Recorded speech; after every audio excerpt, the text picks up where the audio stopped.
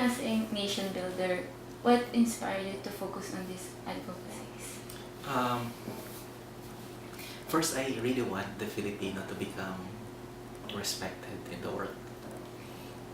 I want the other peoples in other countries to think highly and regard highly the Filipino. Because of my work, I travel a lot. I would travel to different countries, and especially during the time when I was one of the lawyers of the United Nations program in the Philippines, I would travel a lot. And in many of the countries that I visited, parang the Philippines is not so well respected, and it hurt me, it pained me, no? And kung minsan kahit dito, mga foreigners, they don't treat our kababayan, the Filipinos, um, nicely.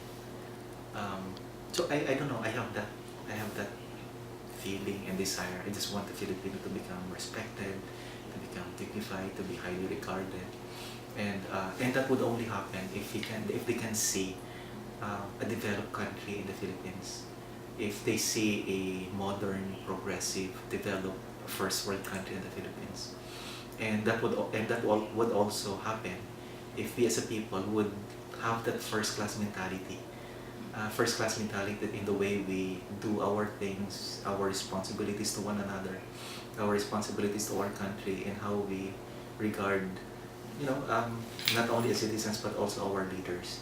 So yun. So itong little things, the book, I really hope that that would help in more or less enriching our mentality and bringing our mentality to become world class and making the Filipinos world class citizens, world class leaders, being disciplined.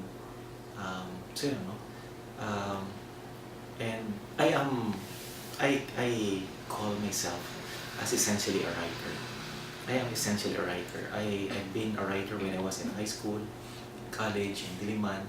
Then, right after I finished law, I became columnist in one of the newspapers. And so I told myself that maybe this is the gift that God gave me, writing.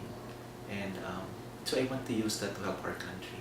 So as a writer, I focus on this advocacy because I think I can help the country through my pen, through my writing. So, yeah. And I like actually what Mother Teresa said. To this day, it's an inspiration to me what she said.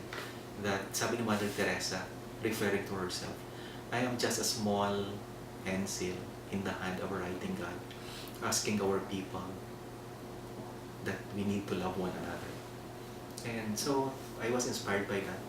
So I told myself I am also just a small pencil in the hand of a writing God, na asking Filipinos wherever they are that we need to make the Filipino respected and great in the eyes of the Lord and our Lord.